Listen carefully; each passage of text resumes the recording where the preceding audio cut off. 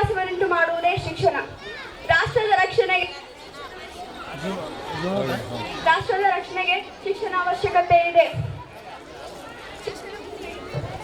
ನೈತಿಕ, ಧಾರ್ಮಿಕ, ಸಾಮಾಜಿಕ ಹಾಗೂ ವೈಜ್ಞಾನಿಕ ಅರ್ಥಕ್ಕೆ ಜ್ಞಾನವನ್ನು ಹೆಚ್ಚಿಸುತ್ತದೆ. ನಮ್ಮ ಜೀವನದಲ್ಲಿ ಶಿಕ್ಷಣ ಬಹಳ ಮುಖ್ಯ.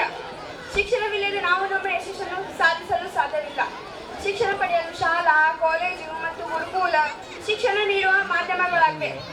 ನಮ್ಮ ಉಜ್ವಲ ಭವಿಷ್ಯಕ್ಕಾಗಿ ಶಿಕ್ಷಣವು ಒಂದು ಪ್ರಮುಖ ಸಾಧನವಾಗಿದೆ. ಶಿಕ್ಷಣವು ನಮ್ಮ ಜೀವನದಲ್ಲಿ ಸಾಧನೆ ಮಾಡಲು ಸಹಕಾರಿಯಾಗಿದೆ. ಈ ಶಿಕ್ಷಣದಿಂದ ವೈದ್ಯರಾಗಬಹುದು, ಶಿಕ್ಷಕರಾಗಬಹುದು, ವಕೀಲರಾಗಬಹುದು, ಅವರವರ ಇಷ್ಟತಕ್ಕಂತೆ ಕೆಲಸವನ್ನು ಸಾಧಿಸಬಹುದು.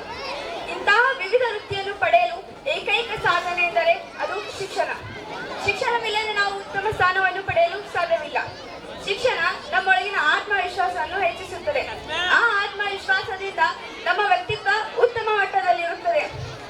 ಶಿಕ್ಷಣವು ವ್ಯಕ್ತಿಯ ಜೀವನದ ಒಂದು ಅವಿಭಾಜ್ಯ ಅಂಗ.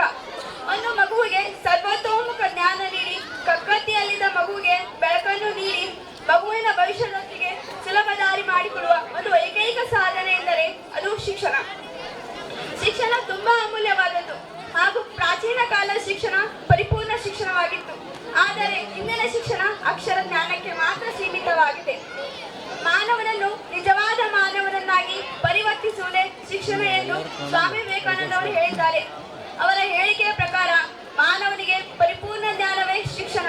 ಆದ್ದರಿಂದ ನಾವು ಶಿಕ್ಷಣಕ್ಕೆ ಬಹಳ ಮಹತ್ವ ಕೊಡಬೇಕು. ನಮ್ಮ ಶಿಕ್ಷಣ ವ್ಯವಸ್ಥೆ ಮಕ್ಕಳ ಭವಿಷ್ಯಕ್ಕಾಗಿರಬೇಕು. ಮಕ್ಕಳು ವಿದ್ಯಾವಂತರಾಗಬೇಕು, ಪರಿಪೂರ್ಣ ಜ್ಞಾನವನ್ನು ಹೊಂದಬೇಕು.